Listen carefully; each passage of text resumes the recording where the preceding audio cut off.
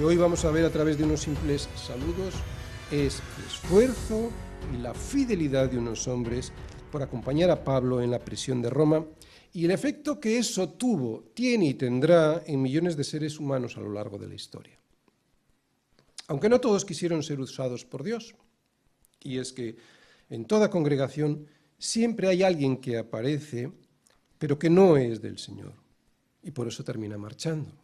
Ya lo dijo Juan, gente que salieron de nosotros, pero que no eran de nosotros, porque si hubiesen sido de nosotros, habrían permanecido con nosotros. Pero salieron para que se manifestase que no todos son de nosotros. Y de esos que no son de nosotros, aunque no os lo parezca, hoy también vamos a hablar. Como he dicho, unos son cultos y libres, otros más ignorantes y esclavos, unos valientes, otros más cobardes, aunque en proceso de mejora, unos fuertes, otros débiles, unos más ricos, otros casi sin recursos, incluso sin el derecho a la propiedad, como no tenían los esclavos, unos fieles hasta el final, la verdadera iglesia, otros cobardes y que abandonaron al Señor y a sus amigos en pos de un mundo que les iba a destrozar. Así que lo que hoy vamos a ver es, en estos saludos, la iglesia de Jesucristo. Así es la iglesia del Señor. Una congregación de hombres con un propósito. Colosenses 4, versículos del 17 al 14. Hoy vamos a ver cómo es la iglesia del Señor. Un cuerpo en el que caben todos los que quieran rendirse al señorío del único que lo merece, Cristo. Hoy vamos a ver a un grupo de personas muy diferentes entre sí.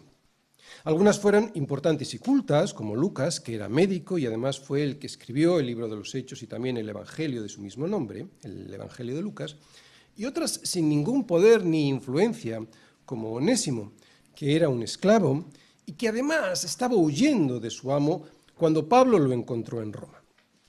Pero en esta carta de Pablo a los colosenses, él nos muestra que ellos son la iglesia, que así es la iglesia. Un grupo de personas que jamás se hubiesen juntado si Dios no hubiese obrado para que así lo hicieran. Y que tiene un propósito, llevar al mundo su mensaje para darle la gloria a Él. La iglesia somos un grupo de personas muy diferentes por cultura, por raza, por idioma, por trasfondo social, por la personalidad de cada uno de nosotros, pero unidos por el Señor. Un grupo de personas que se ayudan, un grupo de personas que oran unos por los otros, que viajan para visitarse, que se envían cartas para animarse y que dan ofrendas para sustentarse. Y todo esto incluso aunque no se conozcan entre sí. Es sorprendente, es un milagro, es algo que no ocurre en ningún otro grupo social del mundo. ¿Por qué? Pues porque la iglesia no es un club social, la iglesia es una obra de Dios. El esquema que hoy vamos a ver va a ser muy simple. Mirad, vamos a ver las vidas de unas personas que estaban con Pablo en Roma. En primer lugar, los que llevaron la carta de Roma hasta Colosas. Eso lo vamos a ver en los versículos del 7 al 9. Y en segundo lugar, la segunda parte, los que se quedaron con Pablo en Roma, pero que enviaron saludos. Y aquí están los versículos del 10 al 14. Unos y otros muy diferentes entre sí, pero casi todos formaron parte de la iglesia del Señor Jesucristo del primer siglo. Hoy vamos a aprender de todos, espero, de todos ellos, incluso de aquellos que aunque aparecían que eran iglesia, no lo eran. Primera parte, los que llevaron la carta. El primero que vemos es Tíquico. Todo lo que a mí se refiere os lo hará saber, está hablando Pablo, os lo hará saber ¿quién? Tíquico. Amado hermano y fiel ministro y consiervo en el Señor, el cual he enviado a vosotros para esto mismo, para que conozca lo que a vosotros se refiere y conforte vuestros corazones. Oye, ¿te imaginas entrar así en la historia universal? No en la historia universal, sino en el reino de los cielos. A ver, que pase Tíquico, amado hermano y fiel ministro y consiervo del Señor del apóstol Pablo. Este sí que es un título para colgar en la pared y no uno de doctor en teología de cualquiera de las mejores universidades del planeta. Sin desdeñar los estudios de teología, por supuesto, que son importantes. Amado hermano, fiel ministro, siervo junto a Pablo en el Señor. Con tan solo 3 sustantivos adjetivados, Pablo nos ha definido a Tíquico y nos ha mostrado cómo debe ser un esclavo del Señor. Esta descripción no es atractiva para el incrédulo. El no creyente aborrece servir al Señor, por eso no entra en la iglesia o se separa de ella en cuanto puede. El incrédulo lo que quiere es ir por libre y hacer lo que le dé la gana, que nadie le moleste en su egoísmo de hacer lo que le parece. Pero Pablo dice de Tíquico algo muy diferente a lo que el incrédulo está acostumbrado a desear para sí. Tíquico era para Pablo un hermano en la fe al que ama, un diácono que era muy fiel en el servicio al Señor, un compañero con el que servir sintiendo lo mismo. ¿Te das cuenta? Un compañero con el cual servir sintiendo lo mismo. Por eso le envía a Colosas, porque confía en su disposición a servir sin condiciones. No de cualquiera que pertenezca a la iglesia se puede decir lo mismo. Le envía a Colosas porque conoce su disposición a servir al Señor sin condiciones. Me encantará conocer a Tíquico en persona. Habrá cola en la tierra nueva y en el cielo nuevo para agradecerle que llevara esta carta a su destino con grave riesgo de su vida, ¿no? Porque por aquellos caminos realmente era muy difícil andar y en aquellos mares era muy peligroso estar o navegar. A Tíquico ya le habíamos visto en Hechos 24, cuando en el tercer viaje misionero que hizo Pablo, le acompañó durante el último tramo de este viaje de vuelta para llevar la ofrenda recogida durante ese viaje y poderla entregar a los necesitados de Jerusalén. Así fue su comienzo como diácono, el de Tíquico, a acompañar a Pablo de regreso de ese tercer viaje, llevando a Jerusalén la ayuda reunida. Y aunque después Pablo le confió trabajos pastorales en Éfeso y en otras ciudades, ahora le vemos en Roma simplemente, fijaros, acompañando y cuidando a Pablo en la prisión y preparándose para hacer algo que parece que no tiene ninguna importancia.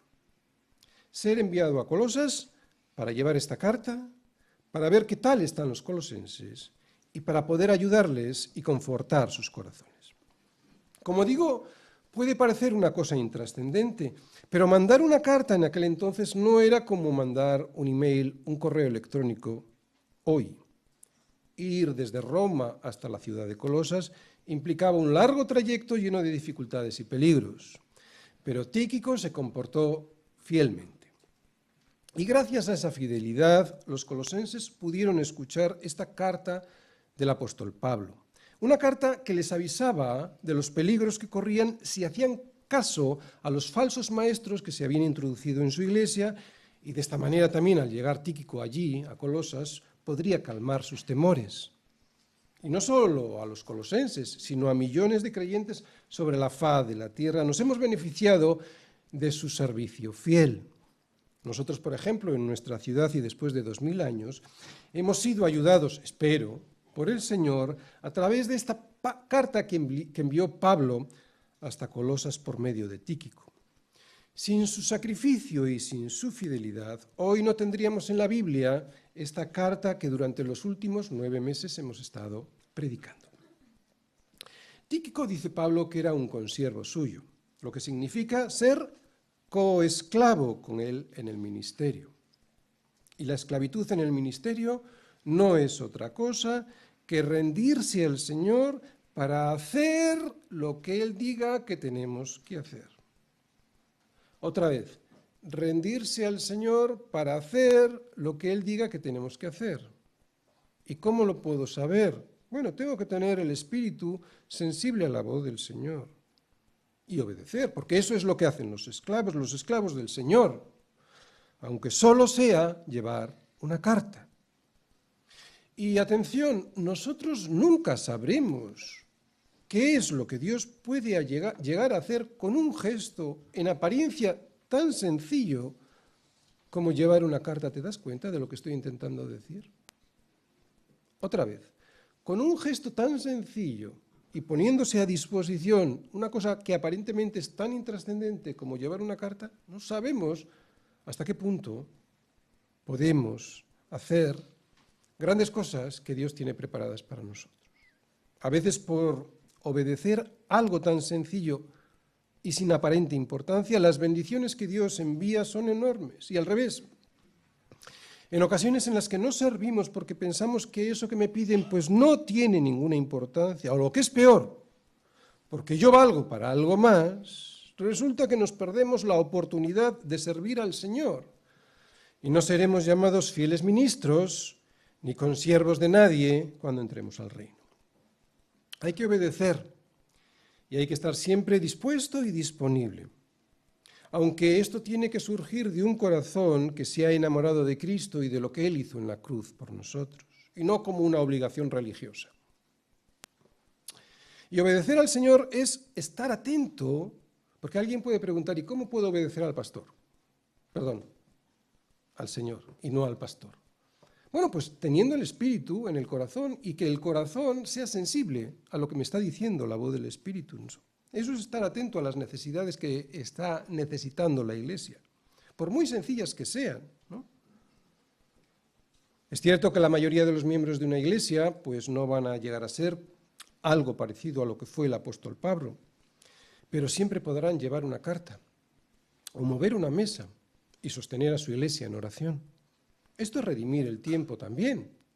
Esto es redimir el tiempo, pagar algo para liberar de la mentira a los demás. Es que nos va a costar. Tíquico pagó un precio por llevar esta carta. Por lo menos sabemos que pagó con varios meses de su vida para poder llegar hasta Colosas. Y nosotros también podemos hacer algo que pueda bendecir a otros, incluso a través de los siglos, y sin que jamás lo lleguemos a saber.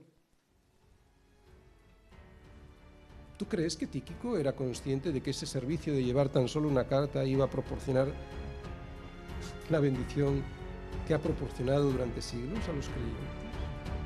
Hacer algo tan aparentemente insignificante como llevar una carta resulta y resultará una enorme bendición para millones de personas. Por eso hay que estar atentos y escuchar. Y claro, ser un ministro, un esclavo fiel.